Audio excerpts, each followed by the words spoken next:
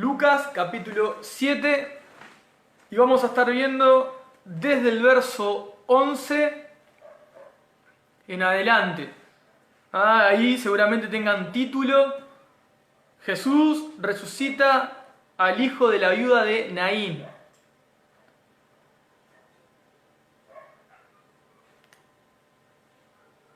Y vamos a estar viendo qué pasa allí y de lo que habla este relato. Verso 11 en adelante, voy a comenzar a leerlo.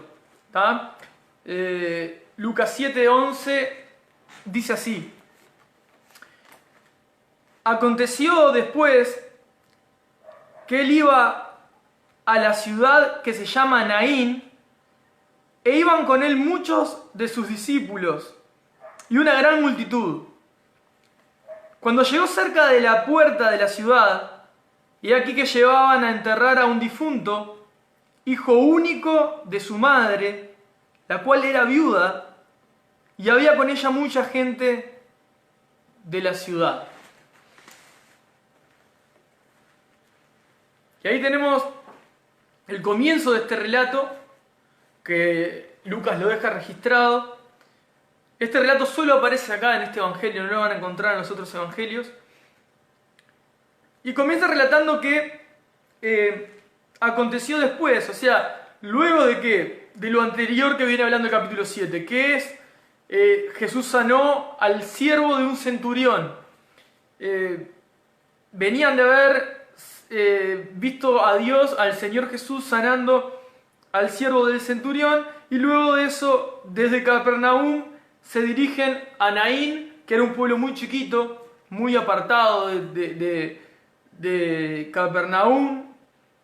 Si quieren, así a modo de tener un poco más de idea, una universidad los alumnos de una universidad hicieron el recorrido de Capernaum a Naín, y hoy que hay carreteras, demoraron caminando 10 horas. Así que imaginen el recorrido que hizo Jesús desde Capernaum hasta Naín, sin carreteras, con tierras o con arenas o con áreas rocosas, o bastante diferente al día de hoy. Todo lo que podrían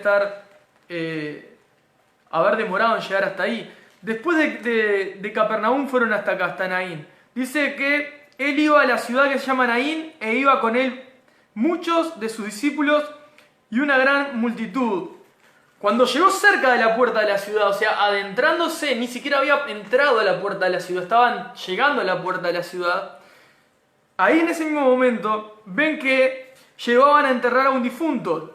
Generalmente los enterraban fuera de la ciudad, obviamente por un tema higiénico y demás, para el tiempo en el que estaban. Hijo único de su madre, la cual era viuda, y había con ella mucha gente de la ciudad. Entonces, en principio yo quiero, antes de entrar específicamente en cada personaje o lo que estaba sucediendo, voy a hablar en grandes rasgos. Quiero que veamos el versículo 11 y el versículo 12 y veamos lo siguiente. Tenemos, por un lado, un grupo de personas. El primer grupo de personas iban una multitud de gente, discípulos y nuestro Señor Jesús. Venían de haber visto la sanidad o ver al Señor declarando que estaba sano el siervo del centurión. Tenemos por un lado entonces a nuestro Señor, discípulos y la multitud viniendo de Capernaum a Naín, llegando ellos. Y por otro lado, otro grupo que era una madre viuda, pero en este momento llevando a enterrar a su hijo difunto, con otra cantidad de gente. Entonces, en primera instancia, lo que yo les quiero remarcar y lo que quiero que puedan ver en el texto para después ir entrando en cada detalle, es que así a simple vista tenemos dos grupos. Vamos a llamarle dos grupos o dos multitudes de personas diferentes. Por un lado, nuestro Señor Jesús, la vida. Jesús es la vida. Entonces, la vida venía llegando y había otra multitud donde la muerte iba yendo. Pueden ver cómo están los dos extremos, de un lado a otro. De un lado la vida y del otro lado estaba la muerte. Por un lado, nuestro Señor Jesús y la multitud que venían, aparte de ver sanar al siervo del centurión, venían con la vida, esta multitud de gente que la vida es Cristo. Y por otro lado tenían a una madre que había perdido a su hijo, que lo estaba llevando a enterrar, con una multitud de gente, o sea que era un tiempo de luto, la muerte era la que iba acompañando esa situación. Ahora, en primer lugar eso, pero yo creo que podamos pensar por un momento, no había ningún tipo de casualidad en este asunto. Y yo creo que no hay en este tipo ni en ningún área de la vida hay una casualidad, sino que hay causalidades decretadas, permitidas, establecidas o dirigidas por Dios, como quieran llamarle. Pero es muy importante entender esto, que no era un momento en que Jesús iba de casualidad caminando con sus discípulos y una multitud de gente desde Capernaum, y de casualidad fueron caminando hasta un pueblito que se llamaba Naín, de poquitas personas, muy pocas personas había en ese pueblo, y casualidad llegaba y veía que, mira, justo una señora viuda y todavía con su hijo muerto, llevándolo a enterrar. No. Yo lo que quiero que vean primero que nada es que Jesús tiene el control absolutamente de todo y que sabe absolutamente todo. Y que de Capernaum, que venían de haber visto o declarado Jesús la sanidad sobre el siervo del centurión y haber sido sano, de allí, caminando una distancia quizás de un día, suponemos, para llegar a un pueblito, justo, qué casualidad, mira, justo que llegaron al pueblo estábamos enterrando al hijo de la viuda, porque la viuda ahora no solamente era viuda, sino que también había perdido a su hijo. No es casualidad, es causalidad. Entonces, lo primero a tener en cuenta, como les decía, eran estas dos multitudes. Uno llevaba la vida, que la vida es Cristo, y otra multitud iba llevando la muerte. Pero la vida se estaba acercando a ese lugar, que la vida es Cristo. Y no había casualidad en esto, sino causalidad. Jesús claramente sabía lo que estaba haciendo y a dónde iba, y con qué se iba a encontrar. Dicho esto, quiero entrar un poco más en algunos detalles que me parecen importantes, sobre todo para los que tenemos más tiempo en el Señor, pero para los que recién comienzan es importante también que les presten atención y lo puedan escuchar. En el verso 11 dice: aconteció después que él iba a la ciudad que se llama Naín.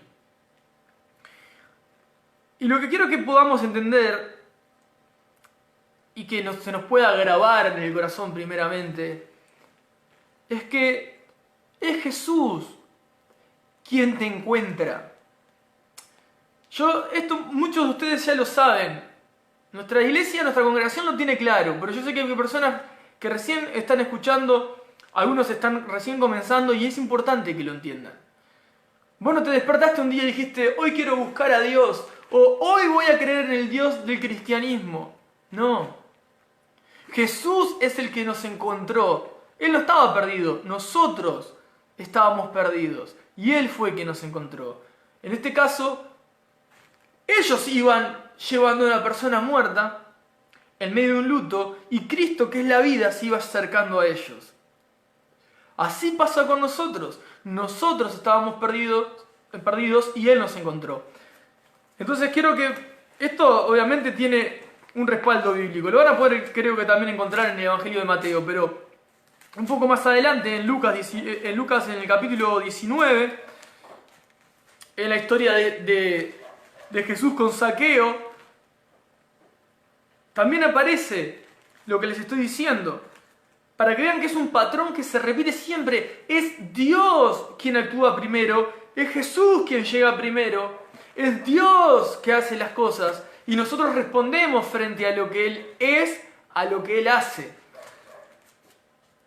En Lucas 19:10 dice: porque el Hijo del Hombre, refiriéndose a Jesús, porque el Hijo del Hombre vino a buscar y a salvar lo que se había perdido. Porque el Hijo del Hombre vino a buscar y a salvar lo que se había perdido.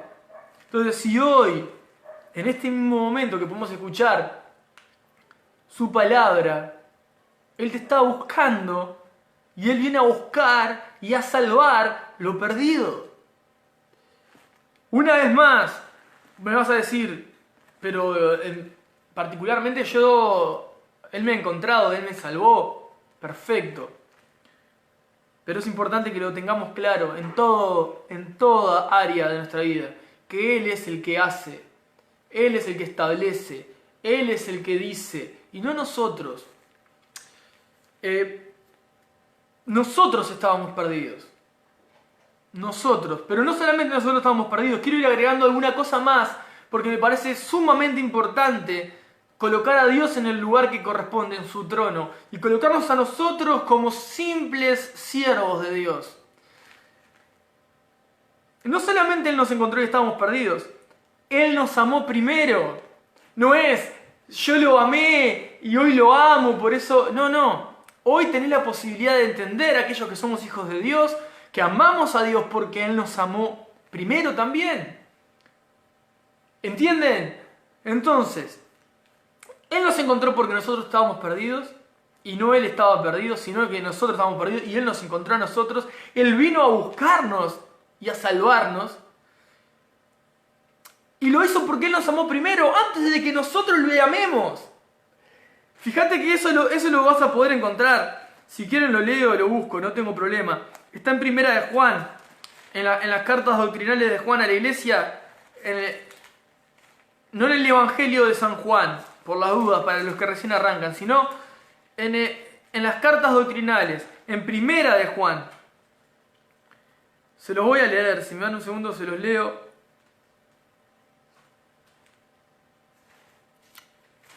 A ver si lo tengo acá, ya se los leo rápidamente. Primera de Juan capítulo 4. Y los que anoten los pasajes, que es importante. Primera de Juan capítulo 4, verso 19. Quiero que lo lean ahí, que lo entiendan, por favor. Primera de Juan capítulo 4, verso 19 dice: nosotros le amamos a Él porque Él nos amó primero.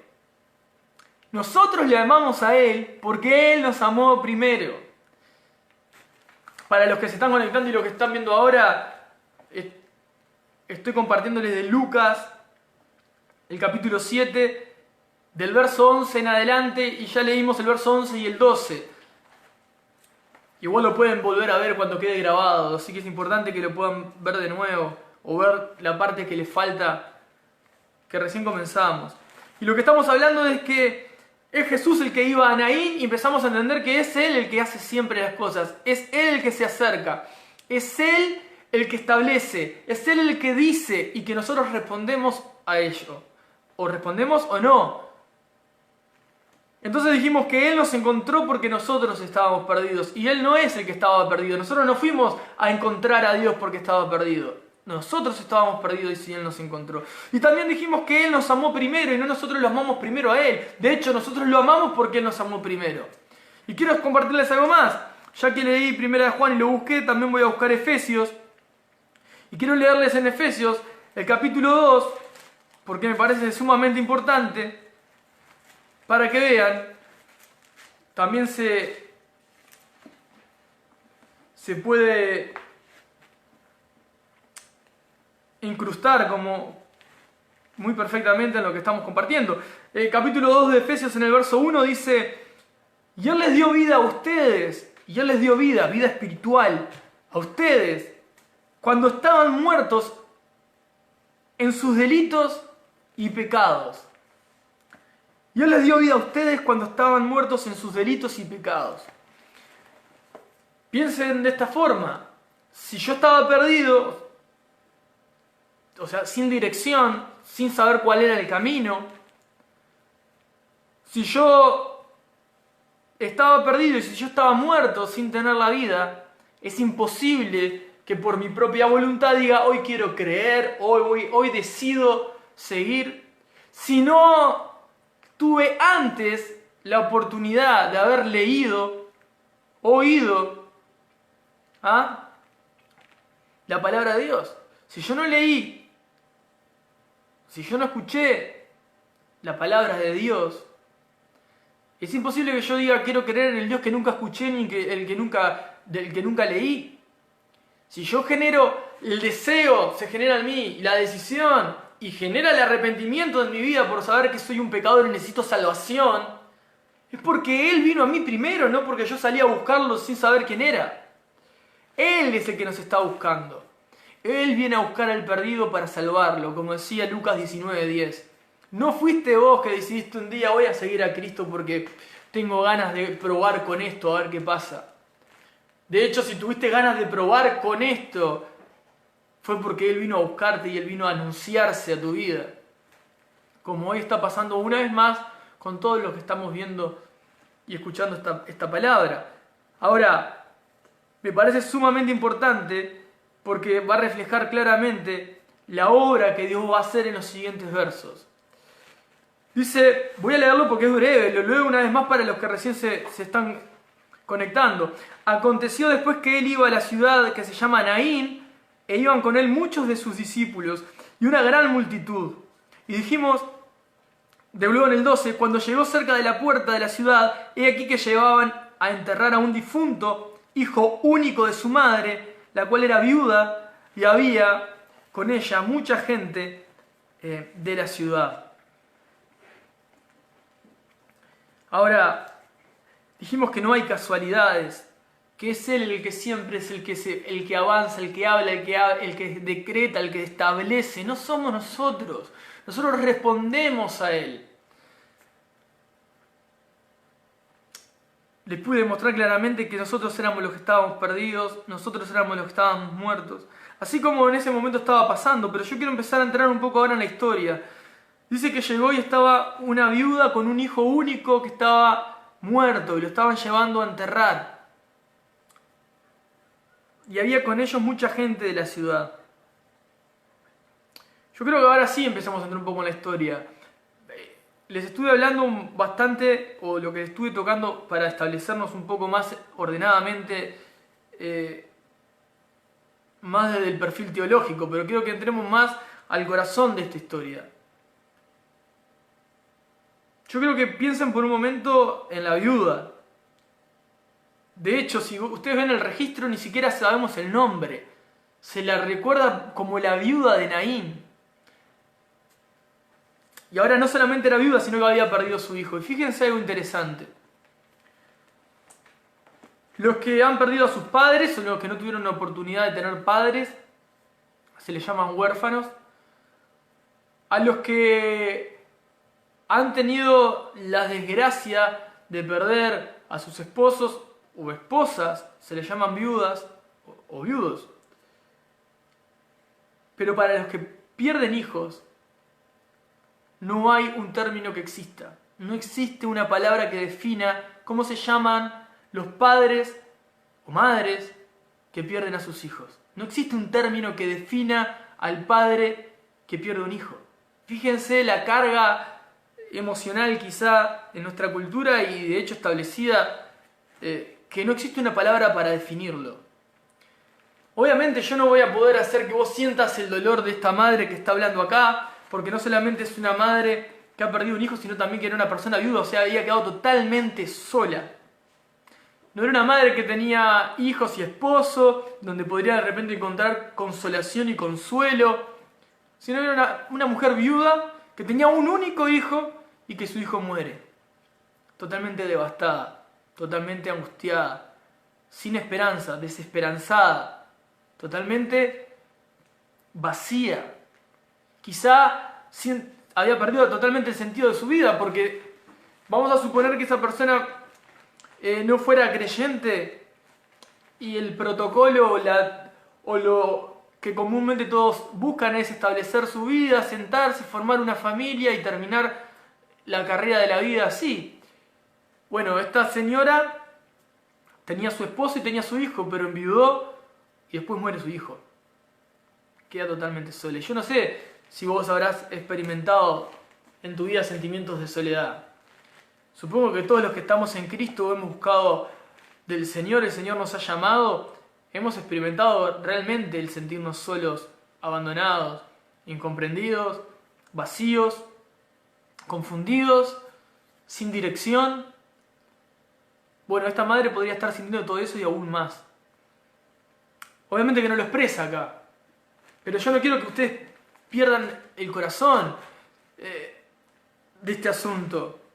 No es ilegítimo ni es pecado poder pensar cómo se sentiría una madre en esa circunstancia. Es totalmente válido, porque necesitamos reflexionar sobre eso, necesitamos reflexionar cómo se estaría encontrando una persona en esa situación. Y como les decía hoy, no era una casualidad que Jesús venía bajando de Capernaum a Naín, y qué casualidad justo se encuentra con esta viuda que había perdido a su único hijo. No, Jesús claramente sabía la situación de esta mujer y estaba yendo hacia ahí. Es muy importante poder tener claro que nuestro Señor tenía claro lo que estaba sucediendo. Como tiene claro lo que te está sucediendo a vos, como tiene claro lo que está pasando y lo que va a pasar, y como tiene claro el por qué está permitiendo que este mensaje lo estés escuchando hoy. Y eso es muy importante que podamos tenerlo en cuenta. No, casualmente me conecté y estoy escuchando una prédica. ¿Casualmente o causalmente? Causalmente. Voy a leer el verso 13. Y cuando el Señor la vio, se compadeció de ella y le dijo, no llores. Cuando el Señor la vio, se compadeció de ella y le dijo, no llores. Solamente ese verso nos enseña muchas cosas. Y yo quiero destacar dos importantes y en principio las que voy a remarcar. La primera, nos enseña quién es nuestro Dios.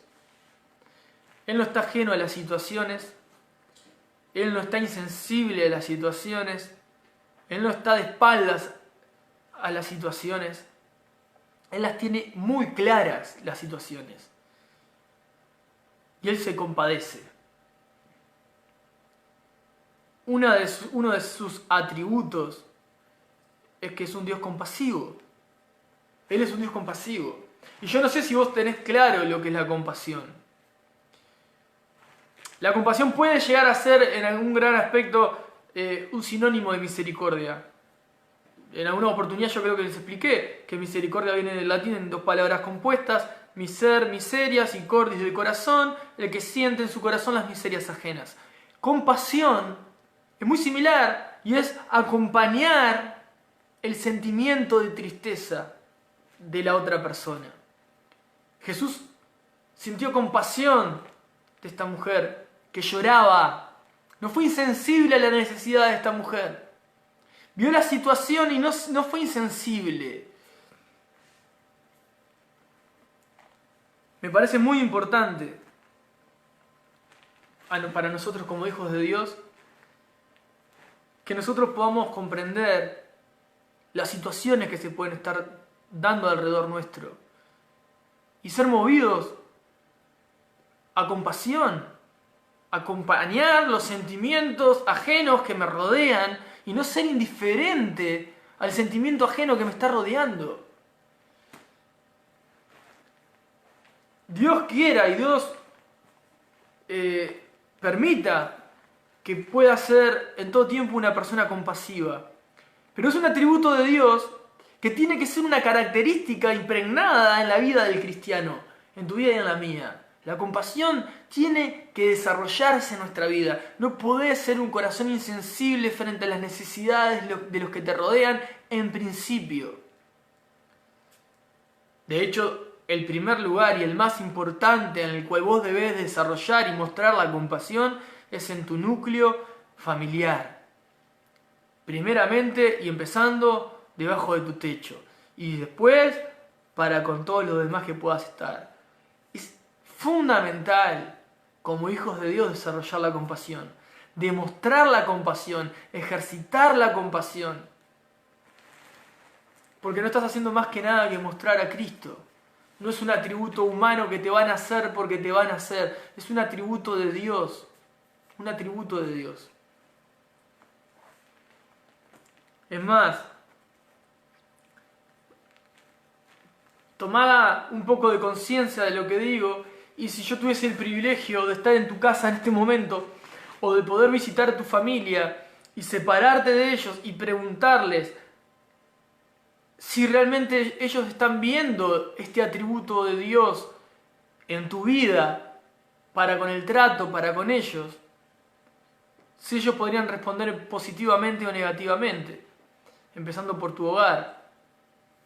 No te estoy diciendo que salgas como un superhéroe a solucionar problemas de todo el mundo. No te estoy diciendo que tengas el deber y la responsabilidad de salir mostrando compasión a todo el mundo por donde vayas y donde te muestres. No, te estoy diciendo que hay momentos y circunstancias donde vos siempre tenés que estar parado para demostrar compasión. Y no cerrarte a ser compasivo. A no cerrarte, a no involucrarte de manera sana, ¿verdad? Con aquellas necesidades que te están rodeando.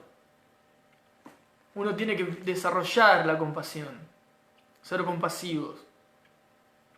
Por eso le decía, si yo tomara a tu familia a solas y podía preguntarle, y vamos a suponerle más, vamos a suponer no tu familia creyente, tu familia incrédula, vamos a decir el que no cree en Dios, aquel que está diciendo todo, o midiéndote todo el tiempo, o viendo a ver si vos tenés comportamientos que se asemejen a un Dios que decís vos seguir.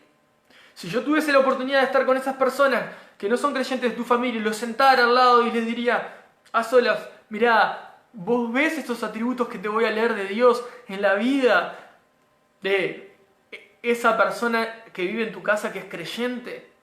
En ese caso serías vos. ¿Responderían afirmativamente? ¿Crees que podrían responder afirmativamente? ¿Crees que podrían responder, mirá, yo veo que es una persona compasiva? Veo la paciencia que me tiene, veo cómo me acompaña en mis momentos difíciles, veo cómo se frustra conmigo, llora conmigo, me acompaña, me escucha. ¿Podría responder afirmativamente tu familia si vos estarías mostrando compasión a ellos? Es una buena pregunta, una buena manera de examinar nuestro corazón.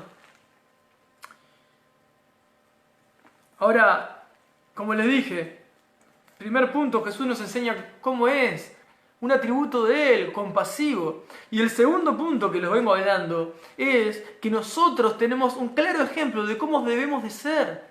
Tenemos que imitar a Dios. Entonces, si Jesús se mostró compasivo, ¿cuánto más nosotros tenemos que esforzarnos y orar para poder pedirle a Dios? Yo necesito mostrar compasión frente al necesitado. No puedo ser indiferente. Pero es fácil ser compasivo con el necesitado que no me conoce. Miren que esa es la parte más sencilla. Salir a ayudar a todos lados, a los que no me conocen, a los que conocen solo una parte de mí. Pero mostrate compasivo con el que conoce tus defectos. Mostrate compasivo con el que sabe tu carácter cuando está a flor de piel y no está dominando el Espíritu Santo en tu vida. Mostrate compasivo con aquel que conoce y que te puede señalar porque muchas veces te ha visto tropezar. Seguí mostrándote compasivo y si no lo has hecho, mostrate compasivo porque Dios no nos llama a ser acepción de personas. Con estos sí me muestro compasivo porque me entienden y me escuchan. Con estos que no creen lo que yo creo y se muestran de una manera diferente conmigo, van a ver mi indiferencia. No. Jesús nos llama a ser compasivos y Jesús te llama a mostrar compasión.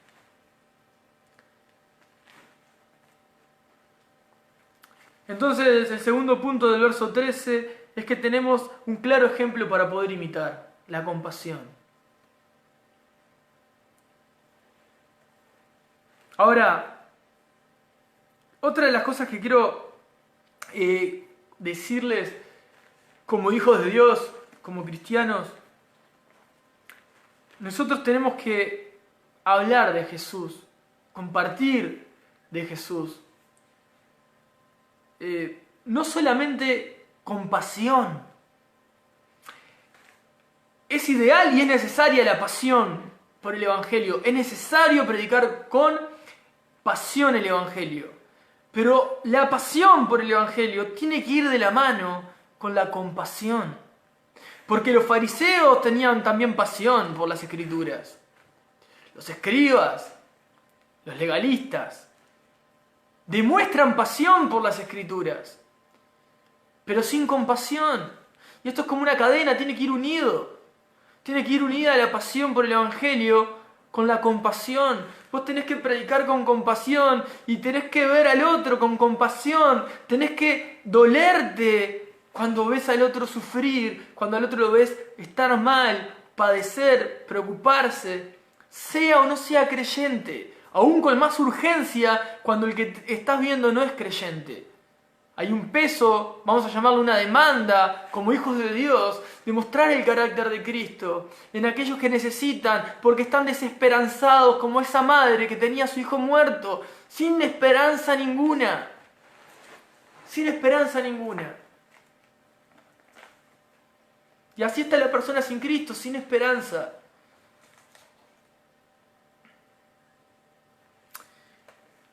Voy a leerle el verso 14 y el verso 15.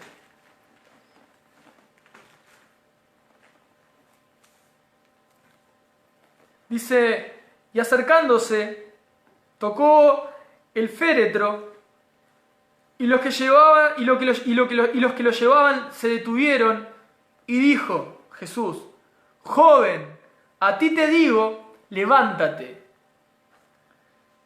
Y acercándose tocó el féretro, y los que lo llevaban se detuvieron, y dijo, joven, a ti te digo, levántate.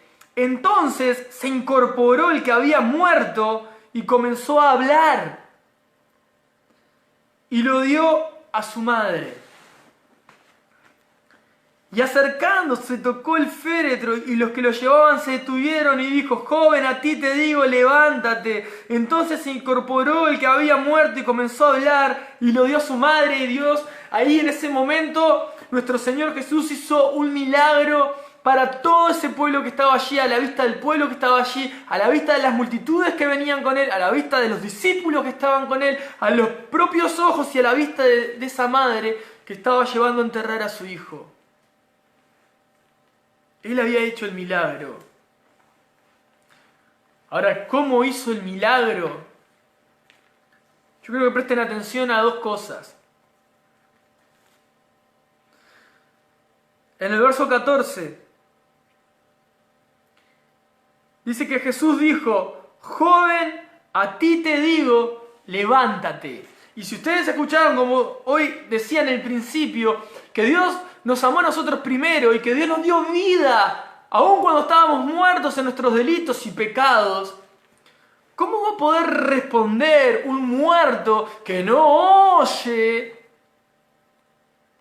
a las palabras de nuestro Señor cuando le dice, joven, a ti te digo, levántate? La única manera de que pueda responder un muerto a esas palabras es porque esas palabras que pronunció nuestro Señor son vida y espíritu. La palabra de Dios tiene vida y es espíritu. Cuando el Señor pronuncia sus palabras, está actuando conjuntamente. No solamente la palabra que está hablando va junto con el espíritu, va junto con la vida y levanta y hace el milagro de que ese muerto vuelva a la vida. No es que el muerto escuchó, el muerto no pudo escuchar. En el mismo instante que estaba llegando la palabra a él, el Señor ya había abierto su oído para que escuchara y respondiera. Vino el espíritu, que es la palabra, vino la vida y vino e hizo la acción toda junta. Palabra que era la orden de que se levantara, joven, a ti te digo, levántate.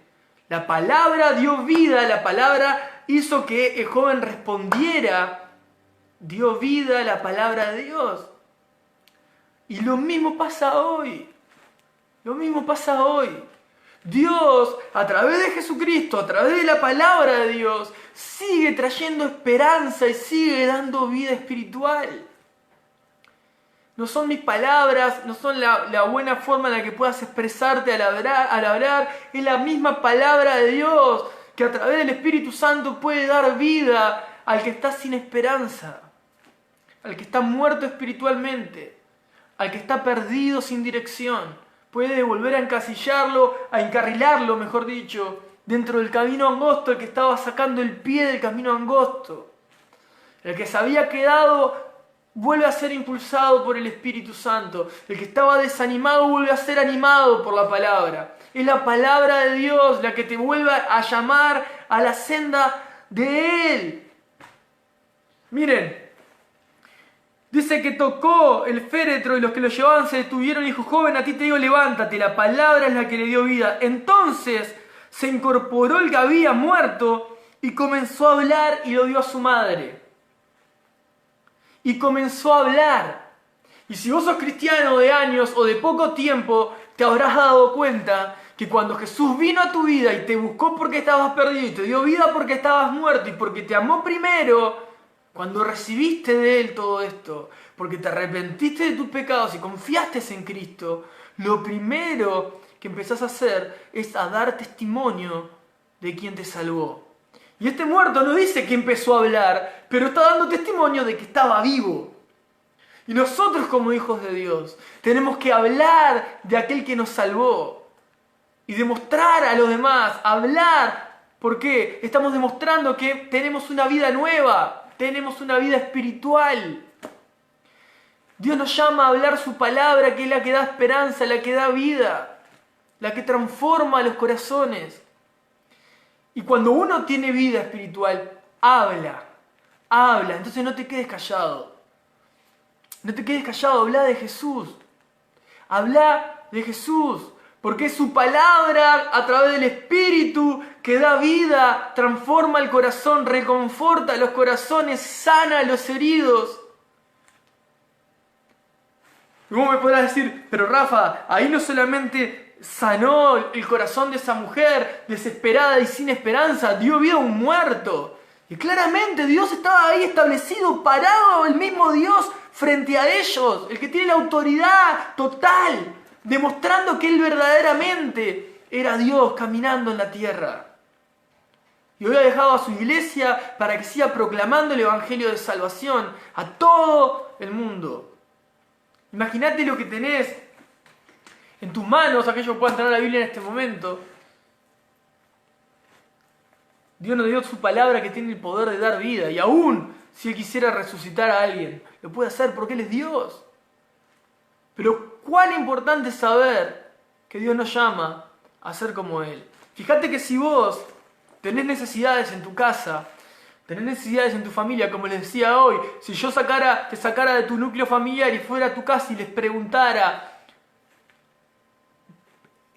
¿vos ves que él o que ella está mostrándose a ustedes de manera compasiva como es nuestro Señor Jesús, como Dios es en su palabra, se ha manifestado a nosotros? Y podrían responder afirmativamente o responderían negativamente. Fíjate que si nosotros no somos personas compasivas, que podemos sentir de una manera la necesidad de acompañar las tristezas de los demás, las angustias, las cargas, las preocupaciones, los problemas que están teniendo. Si nosotros eliminamos ese sentimiento de nosotros, ¿a quién vamos a ir a hablar? ¿De quién les vamos a ir a hablar? ¿De alguien que no transformó nuestro corazón primero? ¿De alguien que no está siendo ejemplo en el núcleo donde se encuentra, donde Dios lo estableció? Pero ¿qué clase de hipócritas somos? No podemos.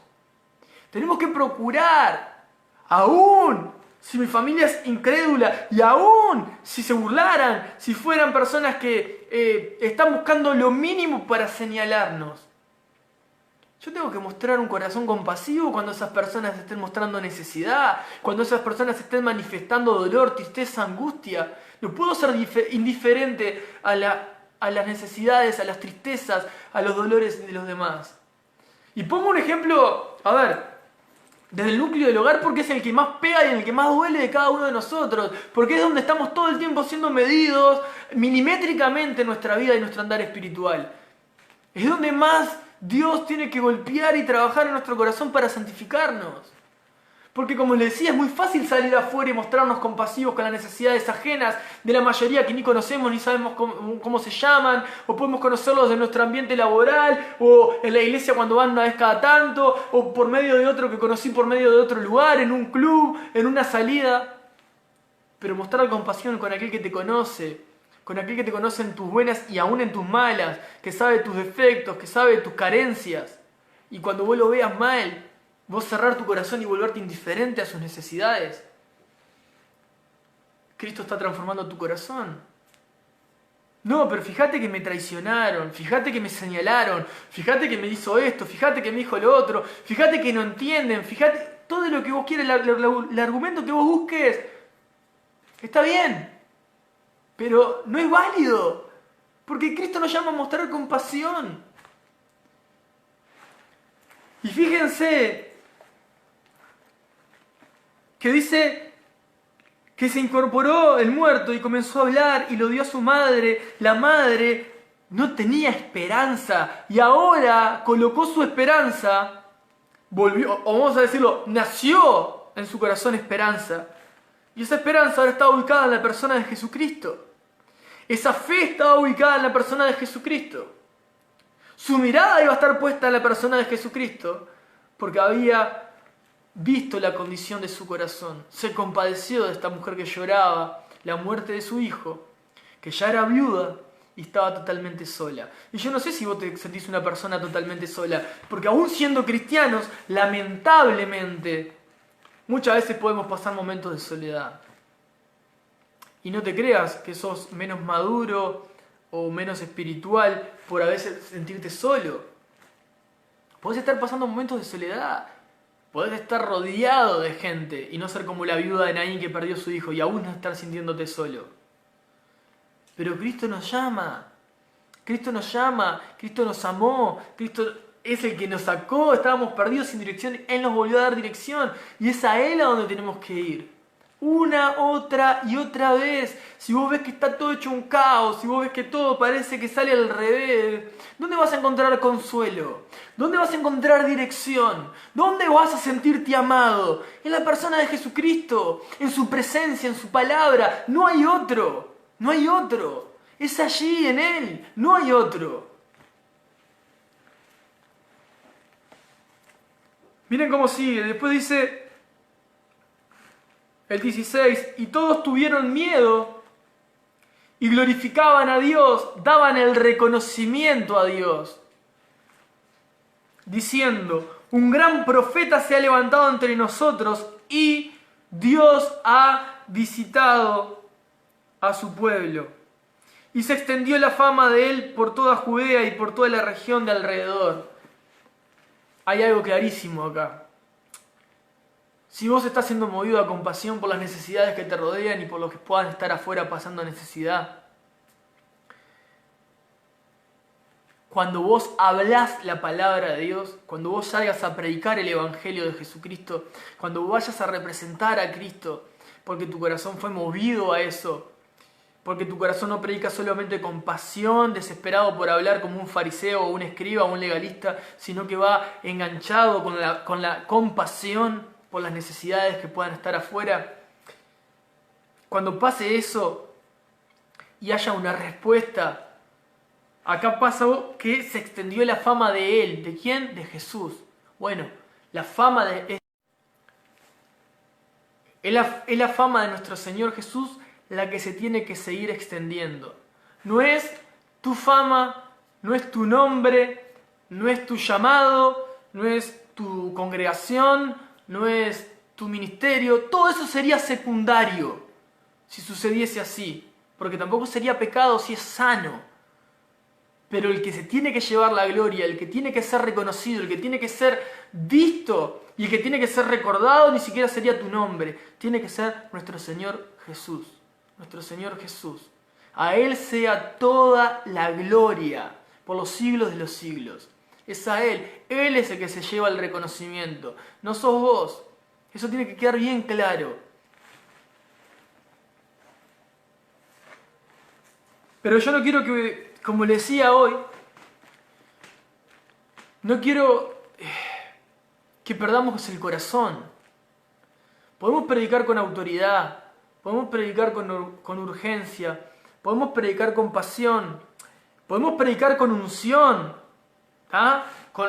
Estoy totalmente convencido y totalmente equipado por el Espíritu Santo que me está llevando a decir esto. Bueno, si es el Espíritu Santo que te está llevando, lo que te tiene que acompañar es la compasión. Es una evidencia de que Dios está en vos. De tal manera que lo que quiero decir con esto es que no pierdas los sentimientos. No es malo tener sentimientos. Soy un hijo de Dios, conozco su palabra. No me tiene que transformar en una piedra. No tengo que ser una persona que sienta solamente compasión, amor, misericordia, gracia, empatía con los selectos. Con los selectos. con los que a mí me parezca. No, estaríamos muy lejos del Evangelio si así actuamos o si así vivimos. Es muy importante no perder el corazón. Por eso yo le decía que este texto, más allá que no estamos siguiendo la serie de Santiago, como veníamos con el capítulo 1, me pareció fundamental poder compartirlo hoy. Porque hay que ponerse en el lugar de una mujer, de una mamá con un hijo muerto, totalmente desesperanzada y viuda. Quizá no podamos sentir en nuestro corazón cómo se puede sentir una persona en ese aspecto con todas esas vivencias juntas. No te digo que puedas sentir en tu corazón, pero te digo que puedas acompañar su proceso, con pasión, poder acompañar la tristeza del otro, poder acompañar la angustia del otro. Y te estoy diciendo, en este caso, una madre, porque es el texto que estamos leyendo y fue lo que sucedió con una madre viuda, pero hay una cantidad de padres, hay una cantidad de personas que pueden estar viviendo y transitando situaciones similares o peores que nosotros desconocemos. Y si Dios te da la gracia de poder saberlo, tenés que mostrar compasión. Hay una cosa muy importante. Si yo no tengo interés de conocer a las personas, nunca me voy a enterar de algo. Si yo no tengo interés de conocer a más personas, estoy mostrando un desinterés y estoy mostrando que el carácter de Cristo no se está formando en mí. O si se estaba formando, quedó en pausa. Una persona que está formando el carácter de Cristo necesita dar a conocer a Jesús. Y necesita conocer a los que lo rodean, porque necesita dar de aquel que ha recibido. Porque de gracia recibimos y de gracia damos. Yo sé que de repente esta prédica puede ser totalmente distinta y quizás hasta evangelística, pero es un llamado fuerte a examinar el corazón. Y no permitir que el corazón se endurezca en la indiferencia, en la apatía espiritual, en la conveniencia. Tenemos que mirar con compasión al necesitado, comenzando por nuestro hogar. Si esta pandemia muchos sé que no les ha afectado de manera directa y no los han cerrado en sus hogares, gracias a Dios, y esperemos que puedan conservar cada uno sus trabajos. Pero sé que a muchos sí le ha tocado estar encerrados. Evidentemente, ni los unos ni los otros están exentos de mirar su hogar, de mirar su casa y de mirarse a sí mismos y cuestionarse cómo están siendo vistos en sus casas, cómo se están mostrando, cómo están viviendo su vida espiritual en su hogar. Es importante, muy importante. Unos capítulos más adelante de Lucas, el Señor habla sobre la paja del ojo ajeno y es algo que todo el mundo conoce porque no se necesita... creo que está en el lenguaje coloquial de todo el mundo, ¿no? ¿Por qué mirás la paja en el ojo ajeno? Pero el Señor hace una comparación y dice, yo se lo leo, está un capítulo más atrás, en el verso 42 dice, ¿cómo puedes decirle a tu hermano? Déjame sacar la paja que está en tu ojo, no mirando tú la viga que está en tu ojo. Y ahí está hablando de juzgar a los demás, de juzgarlo de manera injusta, ¿verdad? Sobre todo y para peor a nuestros hermanos en la fe. Pero también pasa muchas veces que nosotros salimos desesperados a querer sacar la paja del ojo ajeno con buenas intenciones. Quiero salir a servir con buenas intenciones a los demás.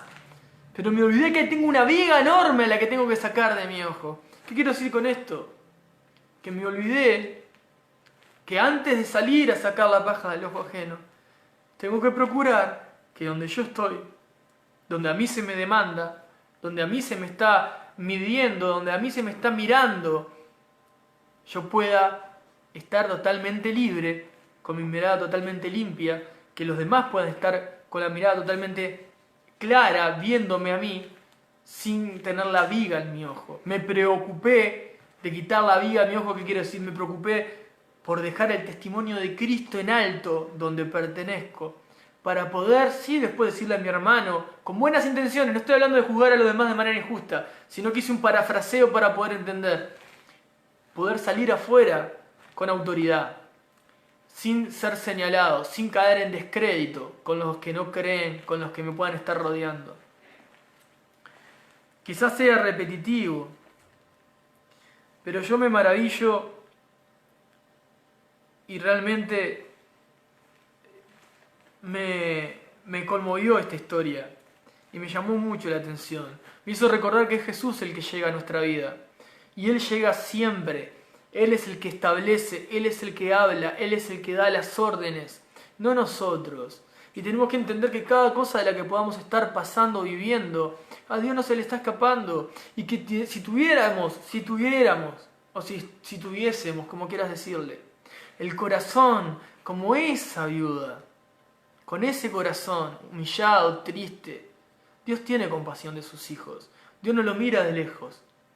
Por eso es importante, quizá puedas estar reclamando muchas veces en tu vida atención a los demás, atención a tus seres queridos, atención en los que tenés al lado, le puedes estar reclamando, pero vos estás cerrando tu corazón con otros.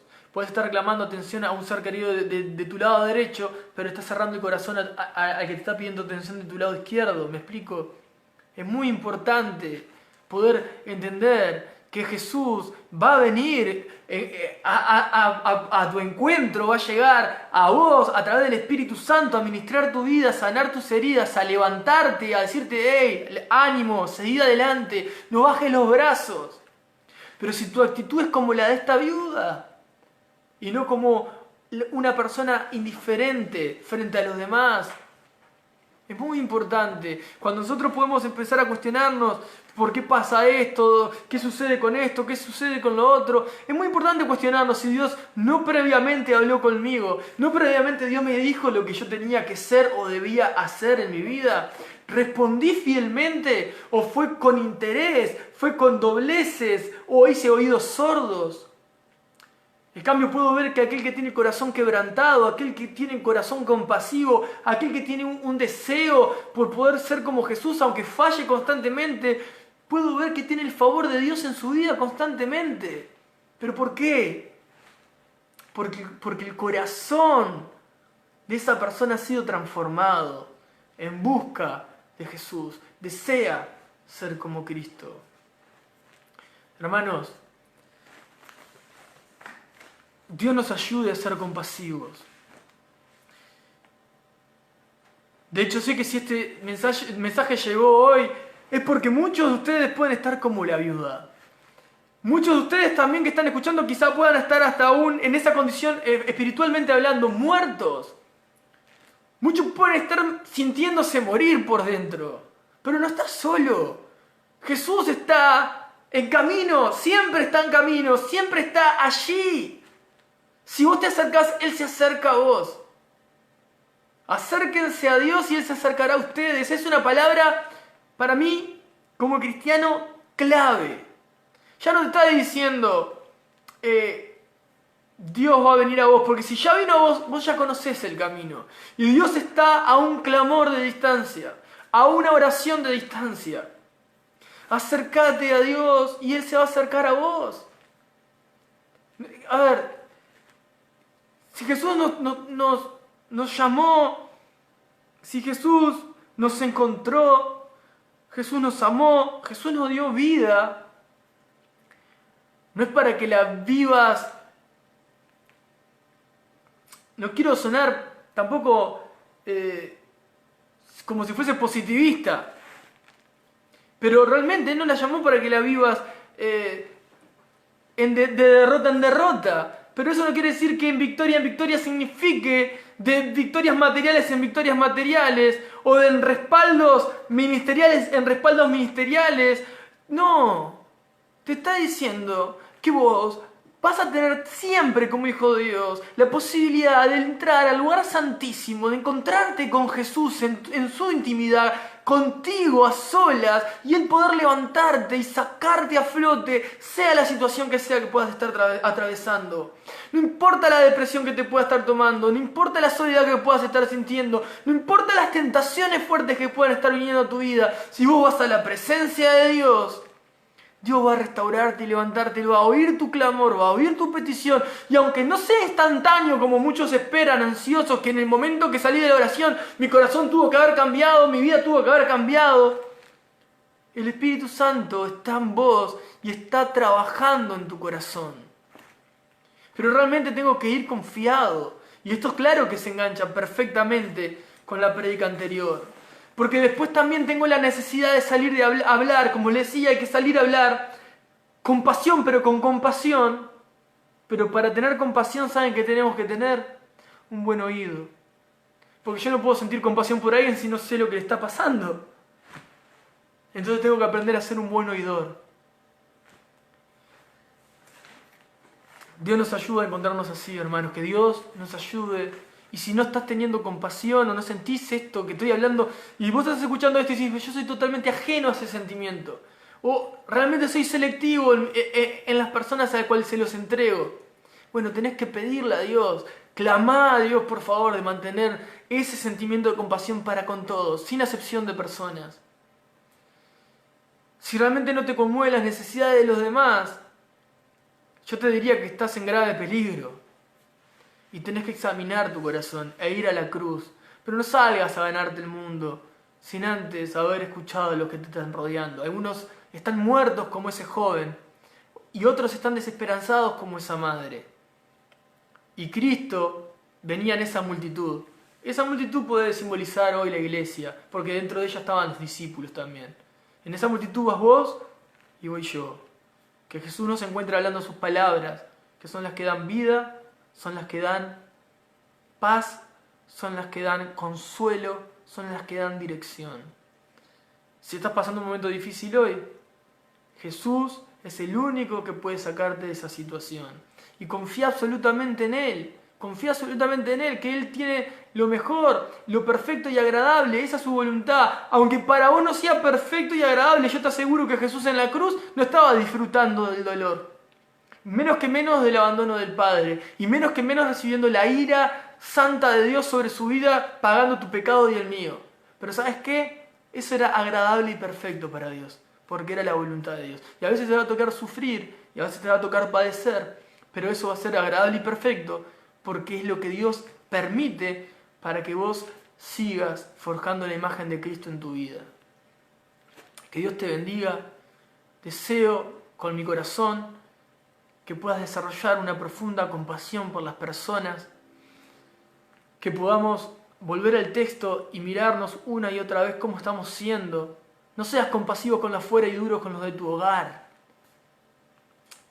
Recordate como pecador siempre, examinate, recordá cómo sos, para tener claro cómo tenés que mostrarte a los demás. Que Dios no nos permita ser ni fariseos, ni legalistas, ni escribas, de alguna manera fanáticos, ¿no? Habladores con pasión, pero sin ningún tipo de amor, sin el Espíritu de Dios dominando sus vidas. Que Dios te encuentre buscando su llenura para poder salir y ser ejemplo de quién es Él, de lo que hizo por vos y lo que quiere y seguirá haciendo en aquellos que responden a su palabra.